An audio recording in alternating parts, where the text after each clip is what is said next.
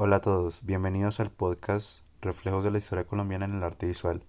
El día de hoy vamos a hablar sobre cómo el arte en Colombia entre 1890 y 1976 reflejó la violencia a la cual el país fue sometido, funcionando como un reflejo de la realidad nacional. Durante este periodo, las obras de arte no solo fueron representaciones estéticas, sino también interpretaciones profundas de las diferentes formas de violencia vividas. Para sustentar esta tesis, nos enfocaremos en tres obras: El escudo de la regeneración de Alfredo Breñas, 1890, La violencia de Alejandro Obregón, 1962, y Colombia de Antonio Caro, 1976. Estas tres obras ejemplifican tres dimensiones clave de la violencia en Colombia. En primer lugar, el escudo de la regeneración refleja la violencia política estructural, evidenciando las tensiones del proyecto político conservador. En segundo lugar, la violencia de Obregón representa la violencia física y bélica, aludiendo directamente a las luchas armadas y el conflicto rural de mediados del siglo XX. Finalmente, Colombia de Antonio Caro explora una crítica a la violencia cultural y económica, cuestionando los efectos del imperialismo y la explotación económica sobre el país. A continuación, damos paso a la primera obra. Durante el periodo de 1890, Alfredo Breña publica su Escudo de la Regeneración, que representa la violencia que se está viviendo en el país debido a la censura y persecución de opositores al gobierno. Breña fue un periodista liberal, nacido en Santander, que durante muchos años militó en un periódico liberal, pero que por la Constitución del 86, que prohibía la prensa opositora y permitía al gobierno censurar los periódicos, se va a la cárcel y cuando sale publica su Escudo de la Regeneración en otro periódico liberal. Con el contexto claro, el escudo representa de manera visual y escrita la perspectiva liberal hacia la opresión por parte de los conservadores, que era muy violenta y opresiva.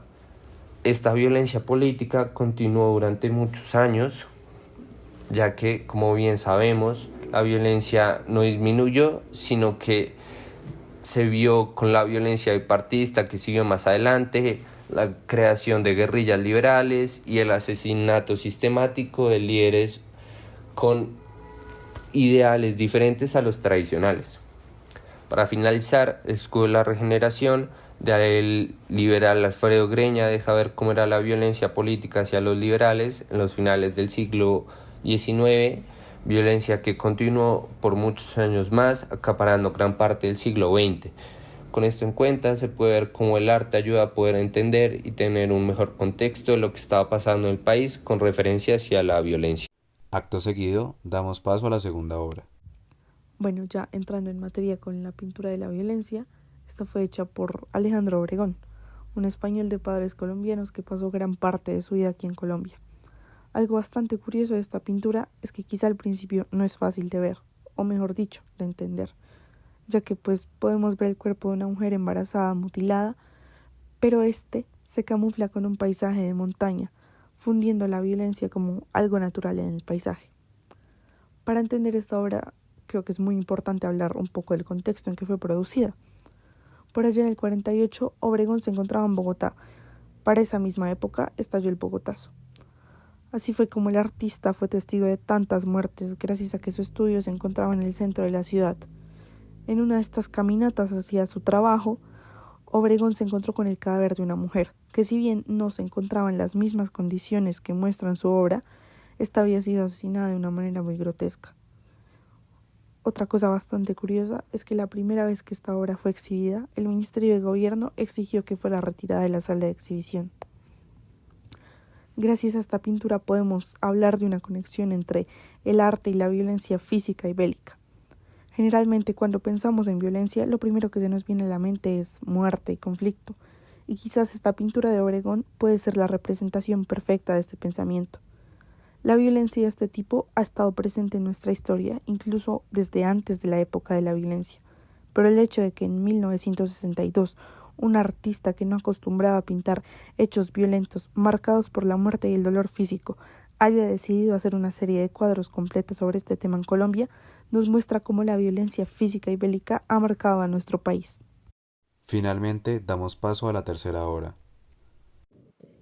A continuación hablaremos de Colombia, una obra icónica del artista conceptual Antonio Caro, quien es conocido por sus críticas sociales y política a través del arte. El artista emerge como un artista crítico en un momento clave de la historia de Colombia, cuando el país vivía bajo la tensión de dictadura, la Guerra Fría y el creciente influencia del imperialismo. Colombia fue creada en un periodo en el que el país atravesaba profundas divisiones sociales y económicas, donde las diferencias de clases y la dependencia económica eran especialmente evidentes. Inspirada en la cultura popular y la publicidad, la obra presenta la tipografía del logo de Coca-Cola, una de las marcas más reconocidas en el mundo.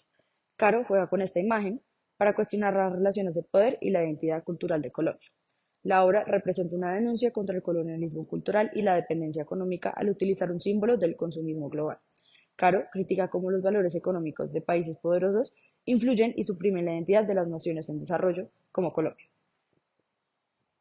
Este tipo de violencia es sutil, pero potente, ya que afecta a la autonomía cultural y la economía del país, imponiendo estructuras extranjeras que moldean la identidad de los colombianos. Es una forma de violencia que no solo se manifiesta físicamente, pero que impacta profundamente en la cultura y el sentido de pertenencia.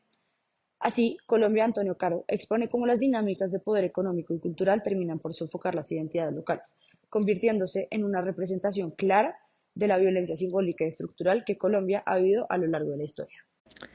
Bueno, y con esto llegamos al fin de este episodio, en el que recorrimos casi un siglo de historia colombiana a través del arte, desde por allá en 1890 hasta 1976. En este tiempo las obras no fueron solo expresiones artísticas, sino también una manera de contarnos las violencias que ha vivido el país.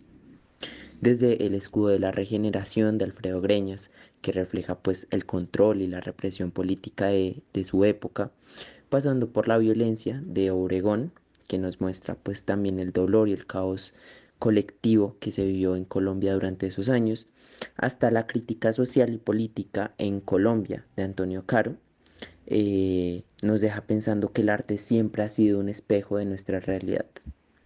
Estas obras no nos hablan solo pues de las guerras y de los conflictos, sino también de las tensiones culturales y del sufrimiento de la gente, pues el arte ha sido un testigo de todas esas luchas internas que hemos enfrentado como país. Y más allá de simplemente contar la historia, el arte también nos deja preguntas importantes. ¿Cómo llegamos hasta aquí? ¿Qué papel juegan esas obras en cómo entendemos nuestro pasado? Puede que tal vez no tengamos todas esas respuestas, pero pues lo que sí está claro es que el arte sigue siendo una ventana a la realidad profunda de Colombia y quizás una forma de sanar las heridas que aún tenemos.